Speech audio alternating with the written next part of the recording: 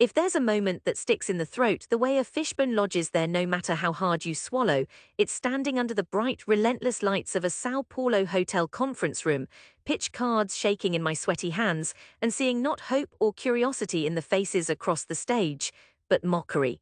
I'd been up since dawn, rolling out pastry dough in my own kitchen just to burn off the nerves.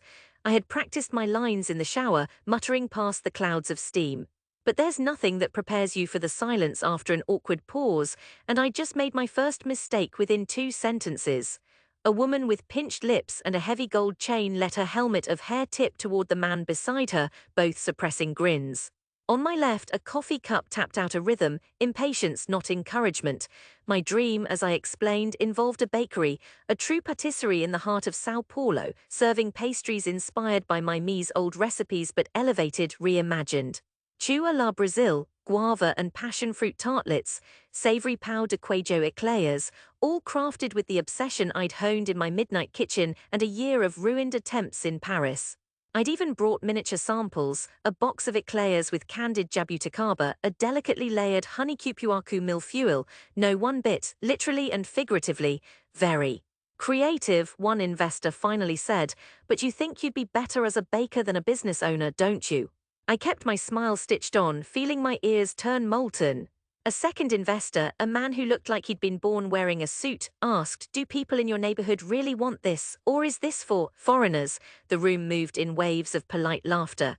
When my words finally dried up, I gathered the box of untouched pastries and shuffled off the stage amid lukewarm applause.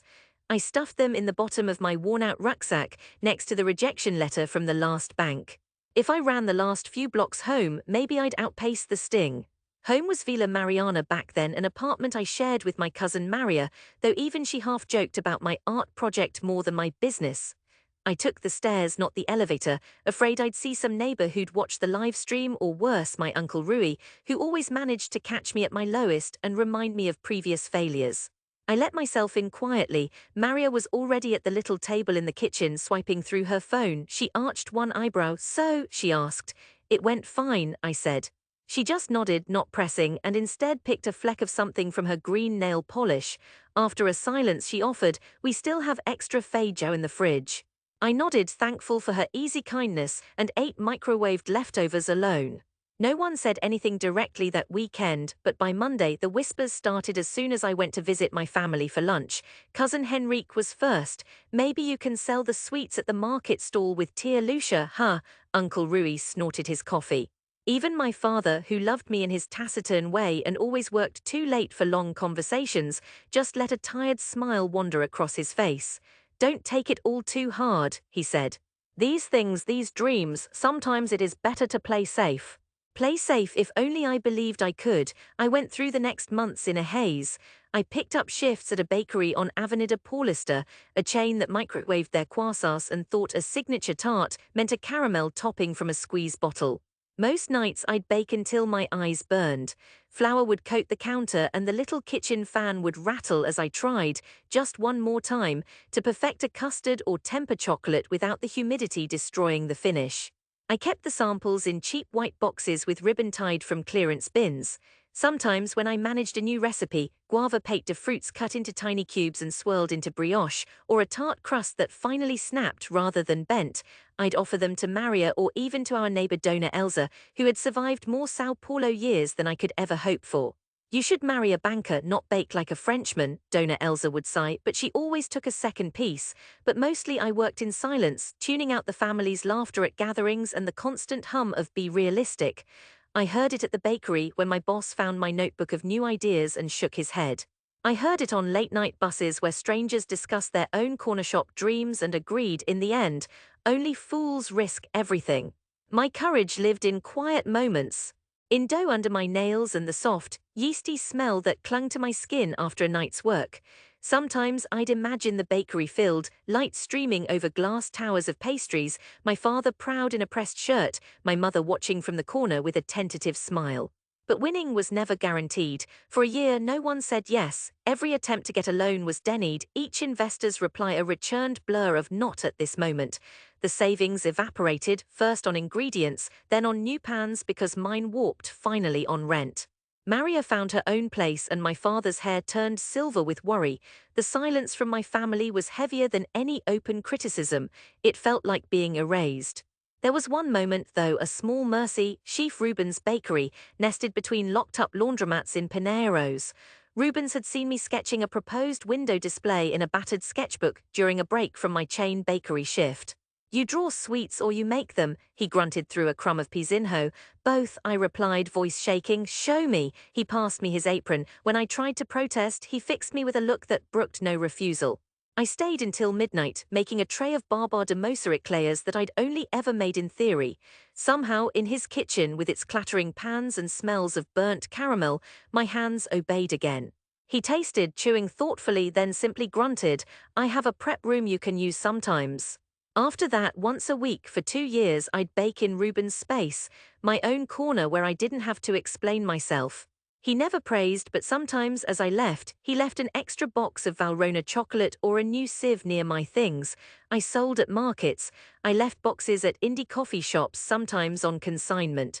I catered one wedding, my friend from art school who trusted me with her Marchin-Hatia cake, even if her uncle declared it more pretty than tasty. Once, an international food blogger stumbled on my pistachio fennel tartelette at a pop-up fair. She snapped it for Instagram, 300 likes and 2 catering requests. Enough momentum finally for a bank to take a small chance, a stupidly high interest rate but a chance.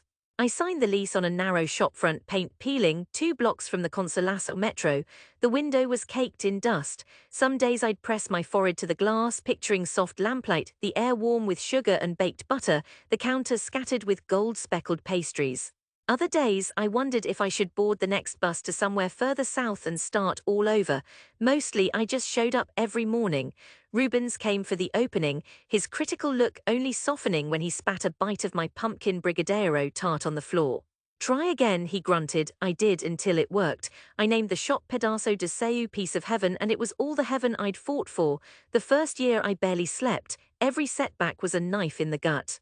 Electrical outages, a con artist who stole half of opening week's proceeds, reviews that called my bakes fussy or trying too hard. Some weekends, I sat on the flour-splattered stockroom floor, head in my hands, pain spreading from behind my eyes until I wanted to pound the linoleum and scream. I learned to keep going. I fired one sous chef for stealing, trained another who stayed up with me through the grueling heat of São Paulo summers, arms floured, sweat dripping, humming Bayou through cracked lips. I learned to buffer the insults and let compliments, rare diamonds among mud, sink in deeply, words spread in cracks and starts. A well-known actress discovered the store when cameras trailed her into my shop. Her agent ordered 20 boxes of coconut cardamom cane lait, and 2 days later the bakery's Instagram exploded. News sites wrote of São Paulo's most surprising patisserie. A travel show did a segment on my brigadeiro eclairs and the way my powder mill used local wild honey. There was a queue before dawn. One day I found Rubens eating an almond passion fruit tart at the window. He didn't comment, just nodded, eyes wrinkling at the corners. When I could, I sent food home. My mother never offered more than a mojito bomb on the phone, but my father visited one morning, standing awkward in his suit among the smell of cinnamon sugar. I watched him taste a slice of guava lime dacquoise, his eyelids fluttering, and I understood. We may never discuss it, but he was proud. Years passed in a rush of flour and light. The shop grew, and with it came offers, interviews, awards, even recipes published in glossy magazines. When I walked down the street, sometimes strangers would point and whisper. Doors opened that had been welded shut for so long that I could barely remember what it felt like to struggle just for a sliver of opportunity. Through it all, something sharp clung to me. The first stage, the investor's laughter, my uncle's sighs, these memories never left. Sometimes in the quiet hour before opening, I would still hear the echoes. Shame, I'd learned, was tough to knead out entirely. But I wore it now like a badge, proof of having survived. The bakery just passed its 5th anniversary when I received the call about a reunion. Family and old friends, some from the old neighborhood, gathering at the church hall in Vila Mariana for Mama's birthday, 80 years. I hesitated, images of the last time clear in my mind, the half-smiles, raised brows, the whispered jokes about French cakes. But this time there was no hiding. "Bring something sweet," Maria laughed over the phone.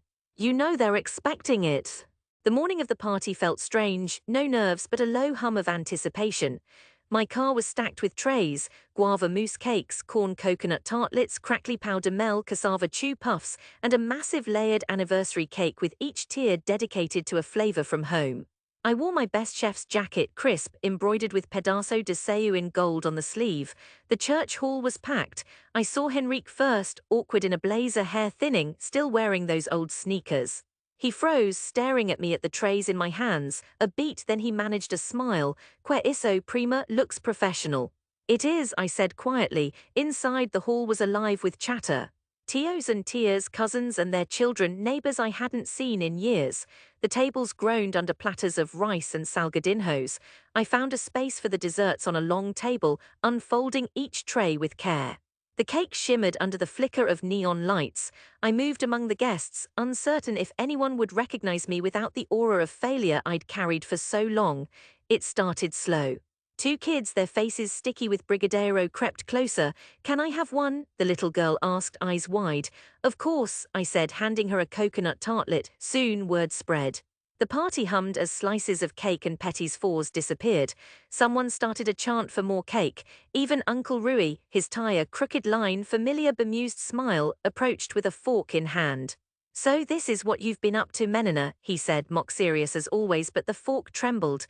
"Yes," I replied, watching as he tasted a guava puff. He chewed, thoughtfully, not immediately approving but quietly, without bluster or dismissal. Something shifted, the old line between us blurring. "It's good, really good." He laughed, and in that laugh was something softer than I'd ever heard. Suddenly, a voice boomed out across the hall, someone reading from a phone, headline first. "Local chef wins International Patisserie Prize." Photos of me in Paris of the shop projected onto the wall by one of the cousins. The room went still, the older relatives watching not with skepticism now but awe. Henrique called people over, showing them articles, Instagram reels, the dizzying proof of a dream realized. "Look, this is our prima," he shouted, pride swallowing irony at last. For a moment, the shame that had lived inside me softened. I watched as my mother took a piece of the anniversary cake, touched my arm, and murmured, "You made us proud, mu ama." My father just squeezed my shoulder. I drifted to a corner, watching the laughter, the way people lingered at the dessert table, savoring pastries made from the stuff I'd once been mocked for. I breathed the air, the hot, sweet, humid São Paulo air, and felt the trembling knot in my chest finally loosen. Later, as dusk fell and the hall emptied, I stood on the steps outside, a box of pastries at my feet, watching the night gather over the skyline.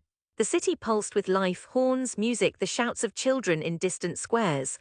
I thought of every night in that cramped apartment, every jeer, every gentle prod to be realistic, and knew, deep in my bones, what it meant to come home not as an object of curiosity or pity, but as myself, dreamer, fighter, baker. Behind me, Maria wrapped an arm around my shoulder. "Told you," she whispered, "one day they'd understand." We walked down the street together, the sound of the party fading, a new day waiting just ahead, the smell of sweet pastry trailing behind us as surely as the memory of old shame, and the courage that had carried me through it.